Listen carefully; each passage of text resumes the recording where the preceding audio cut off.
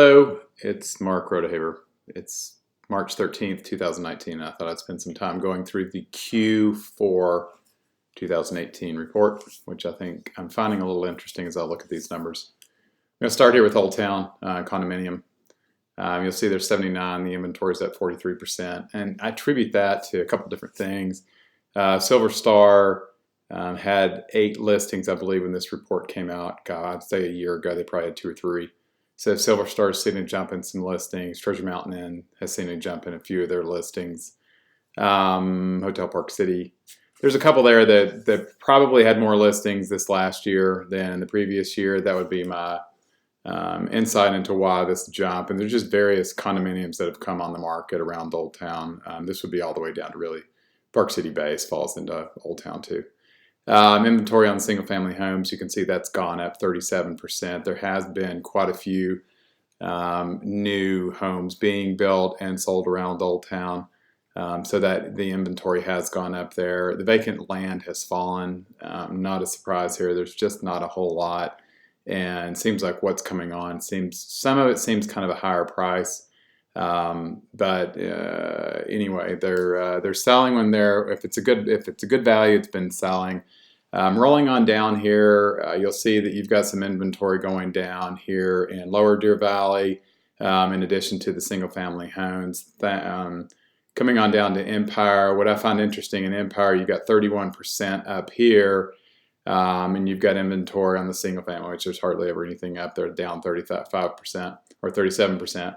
But this right here, I think, I'm going to talk about both of these right here, but this one right here probably comes back to you've got a bump in the inventory of Empire Residences that has come on. You've got 8 of those that are now pending of the 20, and I think they have 6 more that are active. Flagstaff has totally jumped. It used to be a couple on the market at Flagstaff. Now there's 7 on the market. When there used to be 12 on the market at Arrowleaf, now down to 5 and 8. You'll see at Silver Strike, all in Empire Village. So a lot of inventory is starting to creep up there. We'll talk about days on market up there here in a minute. As you come on down to Erie, I'm sorry, not Erie. Go back up here to Upper Deer Valley. Upper Deer Valley, you're also seeing a bump here, and I think that's probably coming on from you got a few resales at Stein Eriksen Residences, and then you also have Goldner Hirsch. Goldner Hirsch has 13 under contract of their 40, and then they got 8 active. So I think that's skewing these numbers here. And then you come on down here to, let's come on down to the Canyons, for example. You see this bump right here. And this right here is really one of my projects with just Yotel has come on, and we have 30 active and about 75 pending. So that's going to jump that number there. And this is going to continue to change because there's more coming on the market. There's more being developed. You'll also see when you look at single family homes here in the Canyons, and you have a 15.8% jump to what's interesting is there were 7 closings, and we can go back to the mark. We'll go down to the closed volume here shortly, but you had 7 closings in the last year in the Colony, which falls under this, but the year before that you had 15. So anyway, some of these numbers I find interesting. Let's roll on up here to you'll see days on market, and the red shows you what's hot on the market right now. So Lower Deer Valley condo, you're seeing those are on the market for an average of 5.86. And that, it actually feels faster than that. I just listed a Black Diamond a couple of weeks ago for $3.325 million, 3-bedroom, and we had it under contract in 2 days. So that seems to be moving pretty quickly. You'll see Upper Deer Valley slowing down. The Upper Deer Valley reason this is slowing down here, again, that's some of this pending that's going on, Goldner Hirsch and things like that. So some of this new stuff that's coming on. And then Empire Residences, you'll see 8.77, but I sense this is going to go up because this one used to be a little bit higher. Some of that, you've got the closings that came off of there from one Empire Residences closed in that last year, so that would fall into this bucket here. And then coming on down, you see some of these hotter markets. Again, this is condos, and when you jump over here to single family homes, You've jumped up here. Old Town used to be around 10 or 11 months. Now you're at 15 months. But again, there's a lot of new construction that's hit the market in Old Town. But then as you come down to some of these hotter markets, which is not, you're talking under $2 million, $1.5 million. You've got this here. Park Meadows has jumped up because their number of listings have jumped up. If you looked at this a couple of years ago, it's quite a bit lower. This over here in the canyons, some of this is attributed to Timberwolf Estates down low. They've just been sitting there. Some of the stuff in Colony's taken a while to move, but there again, as I was looking at the close, you had 7 last year in the Colony, and you had 15 the year before. So a little bit of a slowdown going on in the Colony right now, and then you're going to see all these hot markets here. These are the secondary or the primary home markets would be in this area here. In vacant land, there just really isn't anything. This right here is going to show you the Colony. These are Colony right here, and then you got big bump obviously down here to Promontory and things that are going on in the Jordanelle and Silver Creek and over in Glenwild. So not a whole lot of vacant land rolling to absorption. You'll see condos, anything under 885,000 moves at about 6.7 months. And then anything over that's 9.4 months. And that, again, areas 1 to 9 is really in town. That's from the White Barn in Deer Valley, Upper Deer Valley, Empire Pass, Old Town, Park Meadows.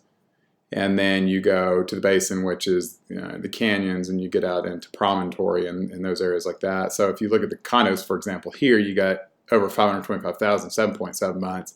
This will change. This time next year, that's going to drop. This is going to go shorter. I've got approximately 57 under contract right now at Lyft. They're all pending. Hard money will close in about 3 months. And those are ranging, most of those are in the high, let's call it 800,000 to about 3 million. So we'll close all of those in addition to Apex and some various other things that are going to bump this number up right here. So that's what's going on there. So I don't really see these numbers completely accurate. Actually, I'll come back up here to the single family. This is pretty true. Anything under $2 million sells pretty quickly in our town. Some of this, as you come back down here, the single family, when you go 11.2 months, this is kind of weird too, because Promontory falls into this, and they've had approximately, call it 70 sales in the last year. Again, they just keep cranking them out there. And you're not buying anything new in Promontory for under $1.4 million probably. So that number is interesting. Coming on down, cash sales are stay pretty strong. We're always about 50% of the market. You can see that's still the norm.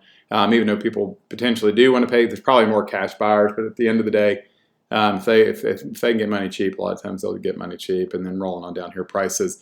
This is kind of across the board. This is not across neighborhoods. Some neighborhoods have gone up, some have stayed flat. Nothing's really gone down. And then some have jumped more than they really should have rolling on down here.